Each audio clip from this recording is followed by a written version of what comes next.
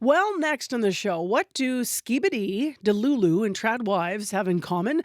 They were all new words added to the Cambridge Dictionary this year. We want to talk about language because this is always a fun one when we try to understand these words. Nicole Rosen's here to discuss it with us on the show. She's here via Zoom. She's head of linguistics over at the University of Manitoba. Good morning. Good morning. I don't even know if I'm saying it right, Nicole. So Skibidi or Skibidi? Skibidi. Skibidi. Okay, I was entirely wrong. What does it mean? Um, well, it's a hard one to define because it is a nonsense word. It's something that's sort of put into a sentence for effect. So, it's not a noun, it's not a verb, it's not an actual thing or an action. It's just a word that you put in to add some kind of effect. And I don't use it myself, to be honest. So it's a Gen Alpha thing. Gen Alpha also being a new word that's been entered into the dictionary. So Skibidi is like, I've read it might mean, it could be cool or bad, or does it depend on tone then? Like if I think Yeah, it's you're pretty, dependent on the context. Yeah, it's dependent on the context. okay, If somebody's skibbity or something is skibbity, that could be good, it could be bad. It just kind of depends okay, on what's happening around you. Yeah, it's got it's it. it's all dependent on context. So Okay. Skibidi answer. yes, sure. I want to go into some of the other new words here, if I may, for a moment. So delulu, what does that mean? So that's a short form of delusional, which kind of makes sense, right? Okay, yeah, But it seems to have the extra connotation of deliberately, deluding yourself. So if you believe something that's not true and you know it to not be true, you're being delulu. yeah. You mentioned Gen Alpha. I wonder, a lot of the words that are being added, not just this year, but in recent years, they do come from those younger generations. Why is that? It's because the young people are the innovators. They're the ones that are changing culture.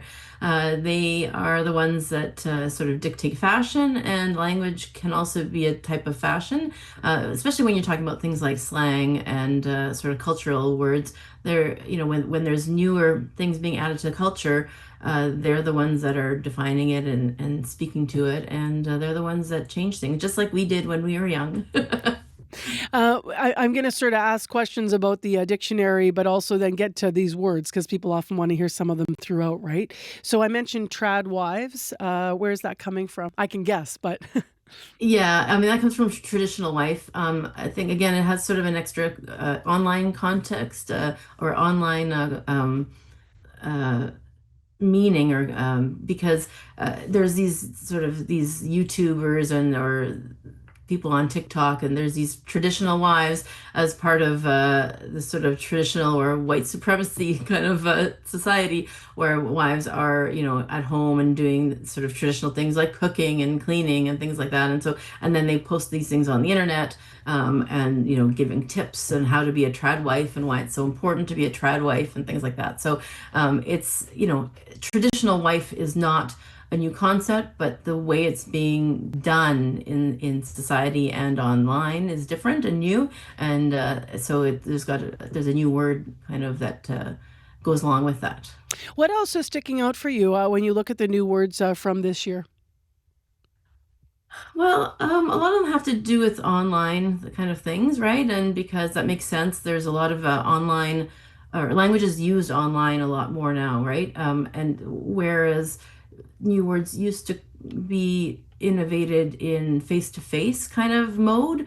Now a lot of it is online because that's how people are communicating, and that's how more people are communicating. So there's this sort of democratization of language where anyone and everyone can put something out there. If it's on social media, then somebody can latch onto it and run with it.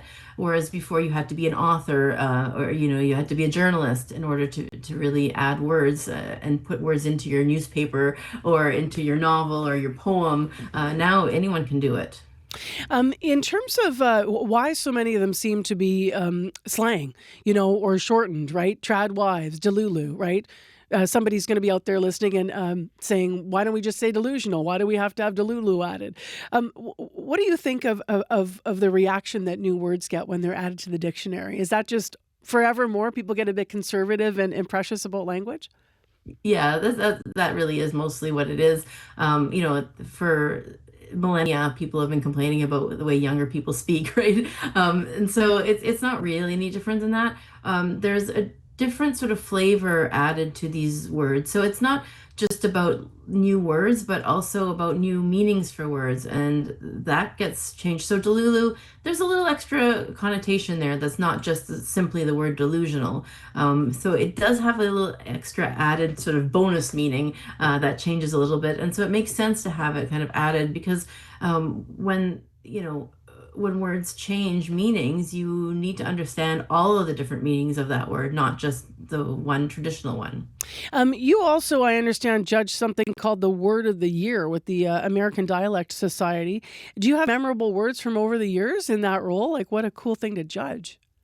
Yeah, I mean, it's a public event, and so lots of people can submit their words online. It happens in November or December, and then the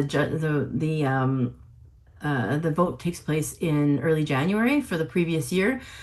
And a lot of them have traditionally been had been political, often, but now they are seeming to be a little bit more online.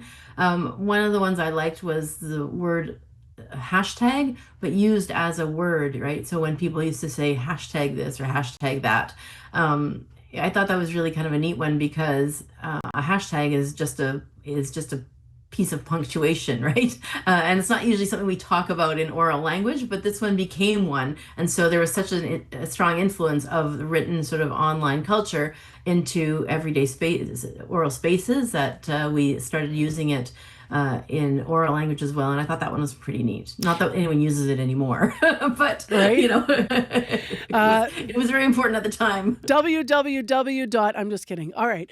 Thank you for being with us this morning. Appreciate it. And for introducing us to Skibidi. Thank you. That is Nicole Rosen with us via Zoom this morning. She's head of the linguistics at the University of Manitoba. And we're talking about the new words that have just been added to the Cambridge Dictionary this year. And one of them is Skibidi.